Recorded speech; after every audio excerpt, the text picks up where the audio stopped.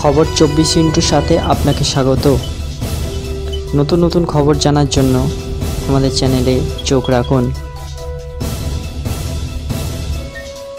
আরজি করে ধর্ষণ খুন কাণ্ডের পর এবার সুশান্ত ঘোষকে গুলি করার চেষ্টা। কলকাতায় নিরাপত্তা নিয়ে প্রশ্ন তো উঠেছেই, প্রশ্ন উঠছে পুলিশ প্রশাসনের ভূমিকা নিয়েও। আর এবার শুধু আন্দোলনে বা স্লোগানে নয়, খোদ শাসক দলের নেতাদের মুখে শোনা যাচ্ছে পুলিশ প্রশাসনের সমালোচনা করেছেন খোদ কলকাতার মেয়র ফিরহাদ হাকিম। আর এবার পুলিশের কাজে বিরক্তি প্রকাশ করলেন তৃণমূল সাংসদ সৌগত রায়। মঞ্চে দাঁড়িয়ে প্রকাশ্যে পুলিশের সমালোচনা করতে শোনা গেল দমদমের সাংসদকে। কসবায় তৃণমূল কাউন্সিলর সুশান্ত ঘোষের উপর হামলার ঘটনায় পুলিশের ভূমিকা নিয়েও প্রশ্ন তুলেছেন তিনি। বক্তব্যের মাঝে সৌগত রায় বলেন, পুলিশ কি করে? কলকাতা শহরে পিস্তল আসছে কিভাবে? বর্ডার দেখার কোনো লোক নেই, পুলিশ কাউকে ধরতে পারে না।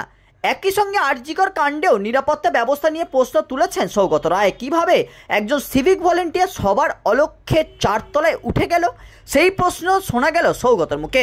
খোদ শাসক দলের সাংসদ মঞ্চ থেকে বললেন, কেন একটি মেয়ের সঙ্গেও এটা হবে? কেন আমরা এগুলো আটকাতে পারি না? এক সংবাদ মাধ্যমের মুখোমুখি হয়েও সৌগত রায় বলেন, সুশান্ত ঘোষকে গুলি করার চেষ্টা হয়েছে, এটা পুলিশের ব্যর্থতা। পুলিশ কাজ করতে পারছে না। বিহার থেকে কিভাবে আসতে পারে অস্ত্র? এটা খুব খারাপ, দুঃখের, চিন্তার বিষয়।